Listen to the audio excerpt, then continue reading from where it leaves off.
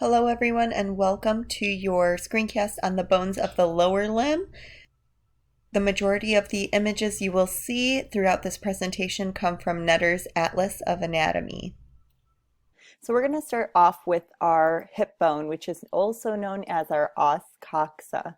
I've taken this image from a Frank Netter atlas, which just has a bunch of various anatomical images, including all of the images you'll see in this lecture.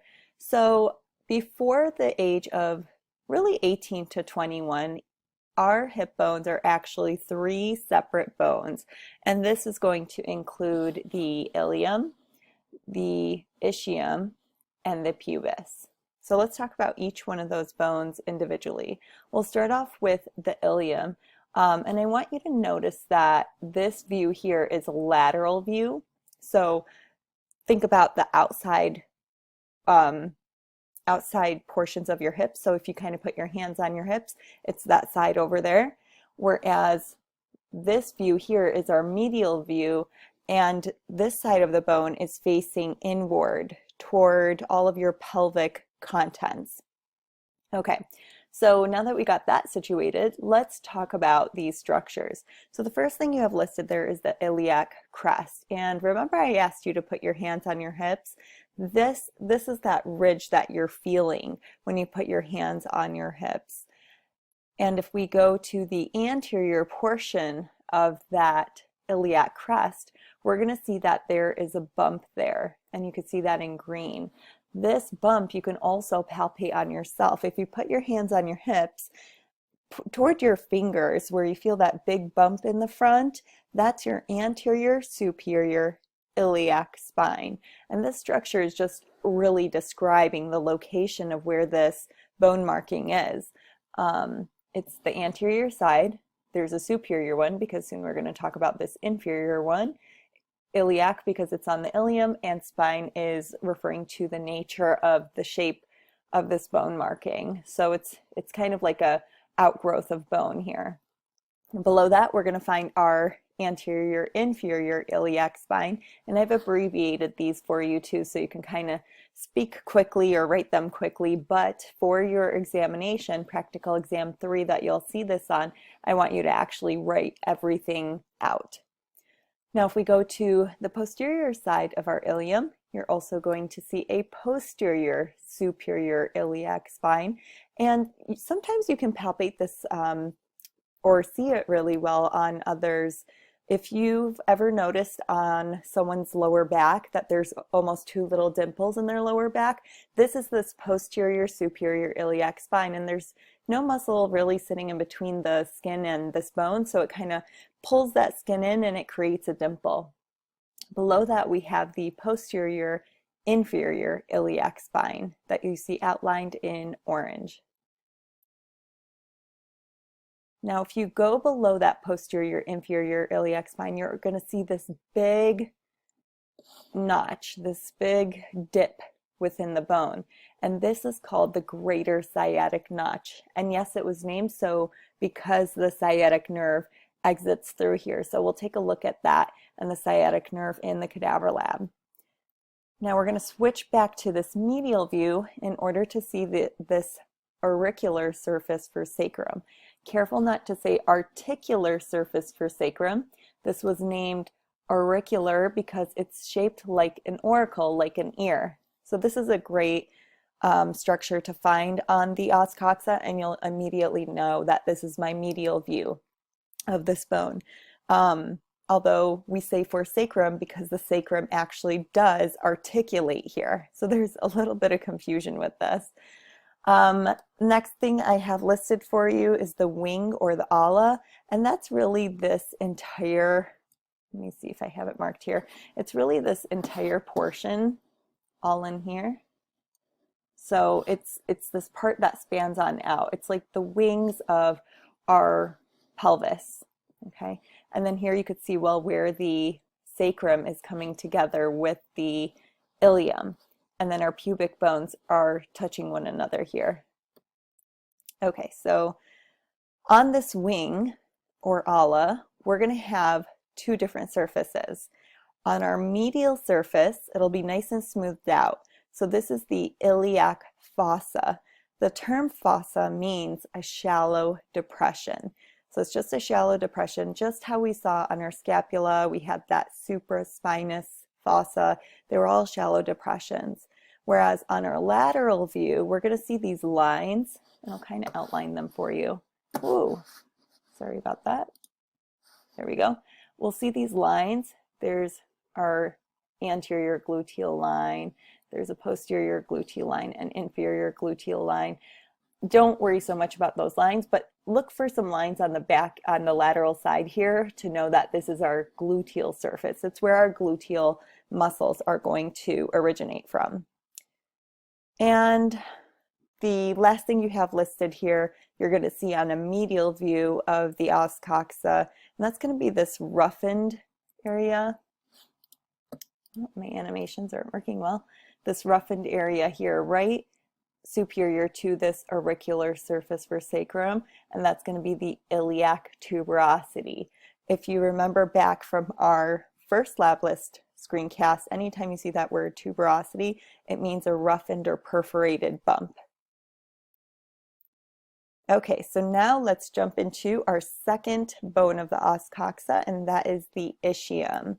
Our ischium has a tuberosity as well. So if you take your hands and put them on your rear and sit back down, you're going to feel two bumps that you're sitting on within each cheek, let's say. So this is your ischial tuberosity, also known as your sit bone. If you're into yoga, they always talk about your sit bone or sits bone. It's this one here. It's your ischial tuberosity. Also, this is where your hamstrings are going to originate from. Next, we have your ischial spine. It just is lower than your greater sciatic notch that we identified earlier, and it sticks out like a thorn. Okay, your ischial spine or spine of the ischium.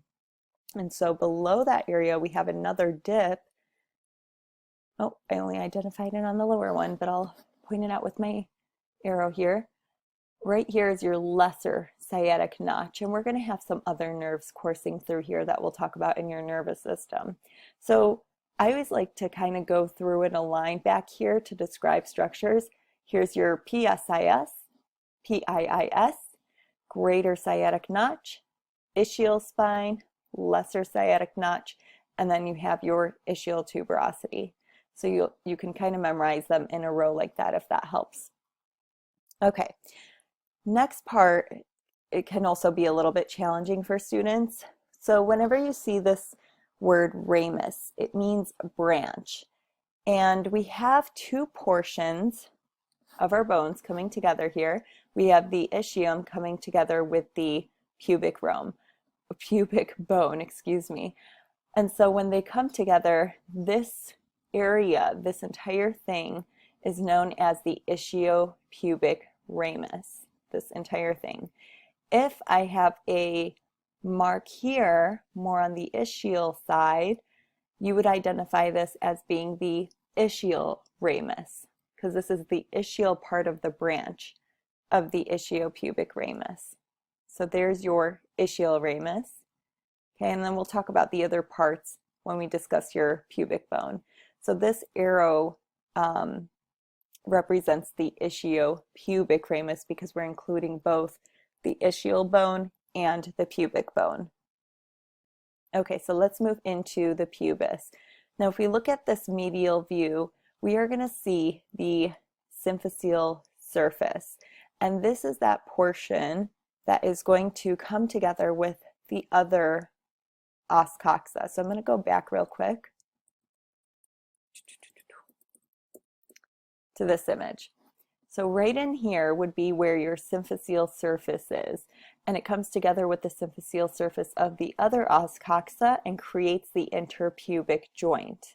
And remember, this joint will only move during childbirth. So sorry guys, your interpubic joint hopefully will not move unless it's due to injury. Okay, so let's go back to that. Here we go. that symphyseal surface. Now, if you look above that area, you're going to find that, oh, I forgot to put an image in here. So here's your pubic symphysis, and you can see we have a ton of ligaments holding that in place as well. Okay, moving on to our next term will be the pubic tubercle. So if you look at the symphyseal surface and look right above it, there's a sharp bump here, and that is called your pubic tubercle. You can see that on the lateral view as well. All right, now for more rami. So this pink portion here is known as your superior pubic ramus, and below that we have a inferior pubic ramus. So this would also be the inferior pubic ramus. Now our superior pubic ramus does not have any part in the ischio-pubic ramus. This is a completely different part.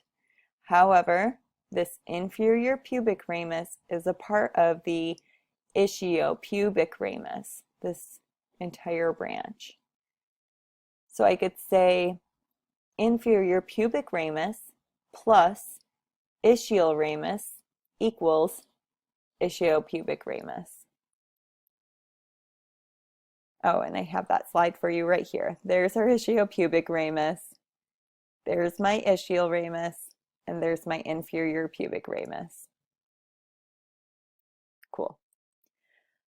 Okay, now we have a structure that's created by all three bones, the ilium, ischium, and pubis all together, and that is the acetabulum.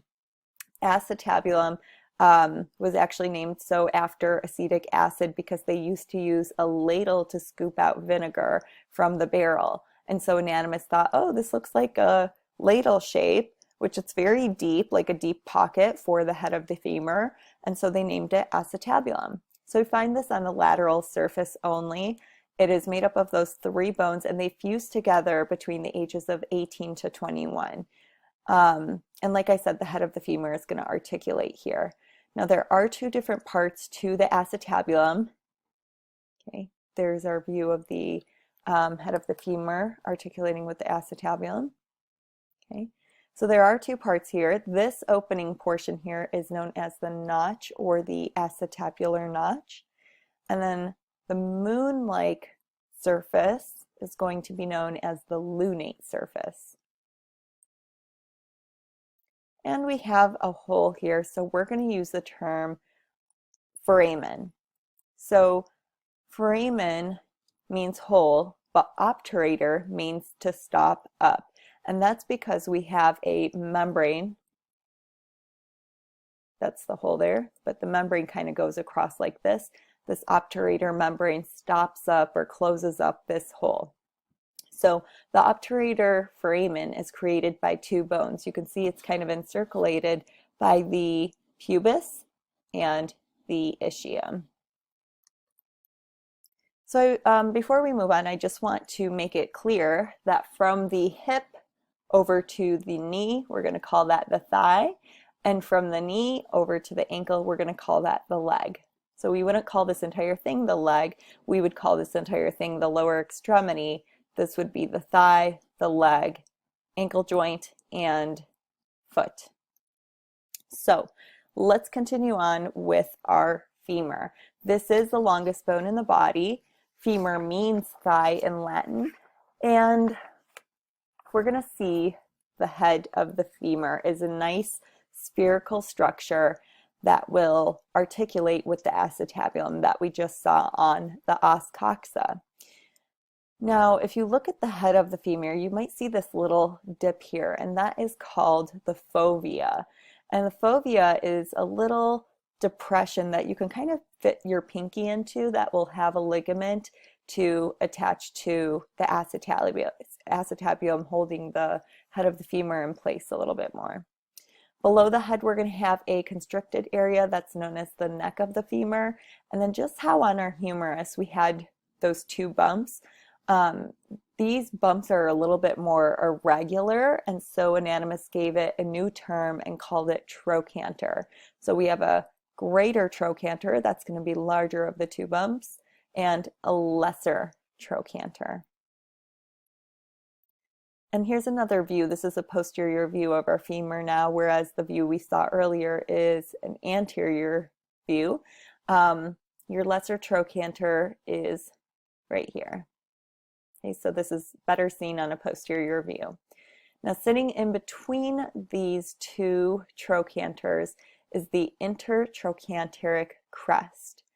We can only see this posteriorly, whereas our intertrochanteric line, we can only see this anteriorly. So it's, again, connecting this greater trochanter down to the lesser trochanter. So the best way that I've found to learn this is going to be PC, like Mac or PC person. I'm more of a Mac person, but anyway, PC, we use that to remember posterior is the crest.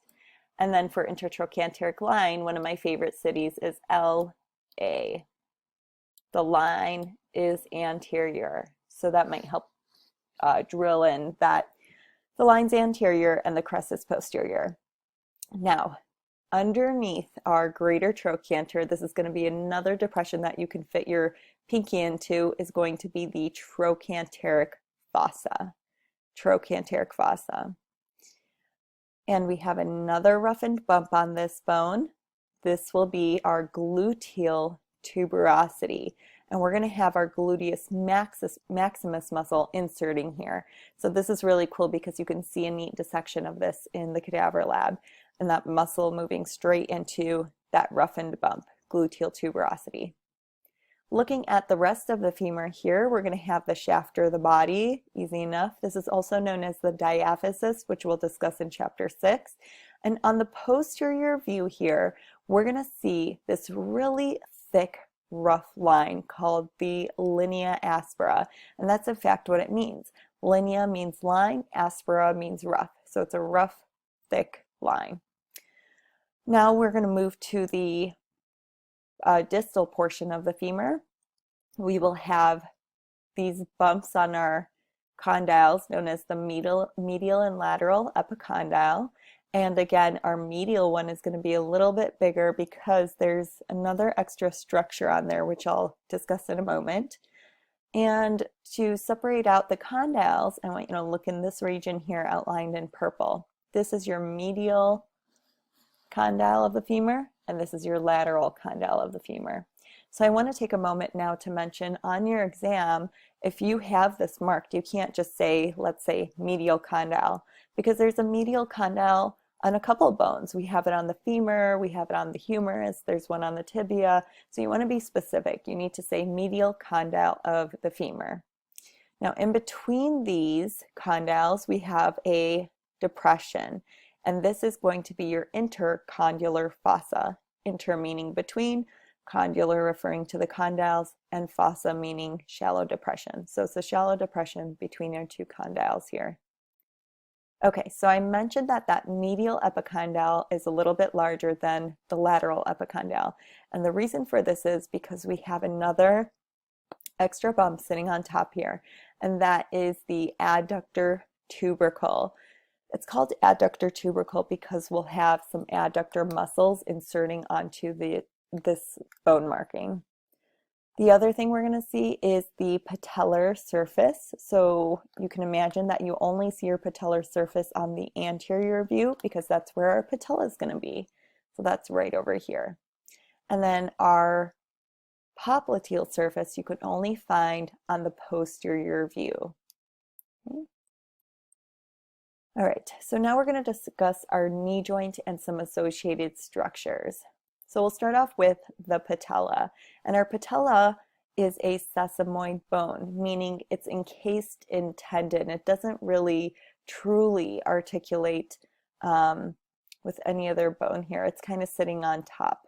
And we have a patellar ligament that will attach from the patella over to what we'll soon know to be the tibial tuberosity, which you can feel on yourself. If you feel your patella and then shift on down, and you'll feel another bump right before you get like a dip into the shaft of the tibia, that's going to be your patellar ligament. Okay, so here's our patella. And how do you tell a right patella from a left patella? Well, what you're going to do is if you have one in lab, you look for the apex, which is going to be the pointed portion of the patella. You point that away from you, and this patella isn't completely flat on the back side that you don't see here. It's going to tip down toward the side that is either right or left. This is a little difficult to describe when you can't see this tipping happening. So we'll do some examples in lab. But if your apex is away from you and the patella is falling toward the left, then this is going to be a left patella. Now, in this view, we've removed the patella out of the way, and we can see the femur up here and the tibia below. And we're going to see a ton of ligaments around here. So I'm going to describe these ligaments to you. First, we have your medial and lateral menisci. Menisci is plural, meniscus is singular. So this is really made up of fibrocartilage, and it helps to cushion any shock that we're going to get between our femur and tibia. So if I remove the femur out of the way, you could see this crescent moon shape that these menisci have sitting on top of the tibia. Now let's move into our cruciate ligaments. Cruciate means cross, so you can see how these ligaments are kind of crossing each other over here. So in red, I have my posterior cruciate ligament, which is the PCL, and this is attaching the medial condyle of the femur over toward the posterior surface of the tibia, which is why we call it the posterior cruciate ligament. And our anterior cruciate ligament is attaching from the lateral condyle of the femur over to the anterior side of the tibia, which is why it's called the anterior cruciate ligament. So if this ligament was not here, the ACL, we would be able to pull that tibia anteriorly. And next we have our collateral ligaments. So this is kind of on the collateral sides of our bones here. So first we're going to see the tibial or medial collateral ligament. Okay, we could see that connecting that medial side of the medial condyle of the femur to the medial surface of the tibia. And then we have our fibular collateral ligament, or we can also call this the lateral collateral ligament or peroneal collateral ligament here on the lateral side. The reason we have this extra term here, peroneal, is because fibular and peroneal are used interchangeably now. Those doctors or health professionals that have kind of gotten their schooling back in the day probably call it more peroneal because that's how they were taught, whereas the newer generations, they're using the term fibular. So it's important to know both as this term is in transition. Okay, so now let's talk about the two bones we find in the leg, and that is the tibia and fibula. Our tibia we're going to find more on the medial side, fibula more on the lateral side, and they are held together by an interosseous membrane. So let's break that word down. Inter meaning between, osseous meaning bone, and membrane, of course, is just some connective tissue. So sitting in between the tibia and the fibula. And we also have this in the forearm too, between the ulna and the radius. So let's start with the tibia first. Our tibia, like I mentioned earlier, also has condyles. We have a lateral condyle and medial condyle. This one being our medial condyle because we know our fibula sits laterally, so that would make this the lateral condyle. And then if we go a little bit inferior to that area, we're going to see our tibial tuberosity. Now remember, this is where your patellar ligament attaches to, and it's also where all of your quadriceps muscle on the anterior surface of your thigh are going to go and insert into. We have our body or shaft, which is easy enough to remember. That interosseous border on our tibia will face laterally because we know that interosseous membrane will sit in between here to attach to that border. Now I'm looking at a posterior view of our tibia. You're going to see some lines back here on the shaft, and that's known as the soleal line. We call this the soleal line because there's a muscle named the soleus that originates from this area. If we look at the distal portion, we'll see that there's an inferior articular surface. This will articulate with the talus, which is a part of the tarsals in our foot. So it'll help create the ankle joint. On our tibia, we're also going to see a structure known as the medial malleolus. Now, one of my pet peeves is people will talk about the ankle bone. The ankle bone, oh, I hurt my ankle bone. Well, there really isn't an ankle bone. It's actually the ankle joint. And what most people know as the ankle bone is really just a part of the tibia and the fibula. So I want you to put your hands right around your ankle. And on that medial side, where you feel that bump on the medial side of your ankle joint, you will feel the medial malleolus. And if you feel the other side, the lateral side of your ankle joint, you're feeling the lateral malleolus of the fibula. And notice how this one sits a little bit lower than your medial malleolus. Okay. The last thing we need to mention on the tibia is your fibular notch of the tibia, which you'll find right in this region. So it's just a little dip where the fibula will articulate with the tibia. So next we have the fibula, and the hardest thing about the fibula I find students concerned with is being able to tell the lateral malleolus apart from the apex. So our apex is that pointed projection at the top. And below that we will have the head, and then the more constricted portion will be the neck of the fibula. We also have the interosseous border, which our interosseous membrane will attach to. And then we've already discussed our lateral malleolus. Now our lateral malleolus also has this articular facet to it. So I've put in a posterior view here for you to see it. It's just a little dip. Once again, you could put your pinky right in it, and that's how you're going to tell the difference between your lateral malleolus and your apex. This is more pointed, and it does not have this articular facet to it that our lateral malleolus will. Okay, that brings us to our tarsals. So first we have our talus, which I always like to say is the tallest, because if you look at a lateral view of the foot, you will see that this one sticks up the most. The calcaneus, most of you already know, is your heel bone. Cuboid is shaped like a cube.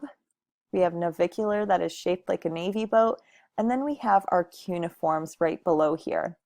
Your cuneiforms were named based on location. So you have your medial cuneiform, also known as your first, because it's lined up with your first metatarsal or first digit.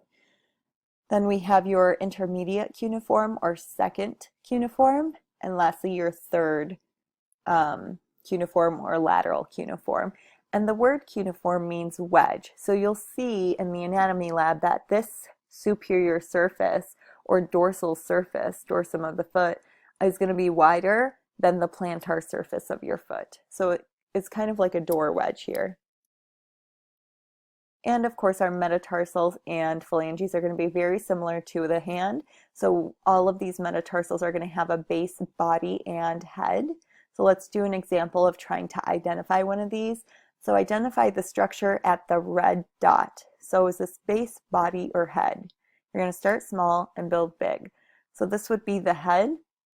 Oh, I put the whole answer there. Let's go one by one. So here's the head. It says of the blank. So this is the first metatarsal, blank, blank, of the, this would be our right foot. So there's our answer. And our phalanges, like I said, will be the same as the hand. So each of these proximal, middle, and distal phalanges will have a base, body, and head. Keep in mind that that first digit will not have a middle phalange. So it just has that proximal and distal phalange. So let's practice identifying here as well. We have base, body, or head here. So take a minute to answer that. It would be base, body, head. So here's our base of the blank phalange. So let's say proximal, middle, distal. So this would be our proximal phalange of the second digit of our right foot. Okay, and this is that lateral view I was describing. You could see that talus is the, sorry about that, talus is the tallest. The calcaneus bone makes up the heel. This would be your cuboid bone. Here's navicular, and this would be, we can only see two of your cuneiform bones here. This would be your third or lateral cuneiform and the intermediate or second cuneiform. Your metatarsal bones, and of course all of your phalanges. So that is going to be the end of this screencast. If you have any questions before our lab on Thursday, please let me know. Otherwise, have a wonderful day.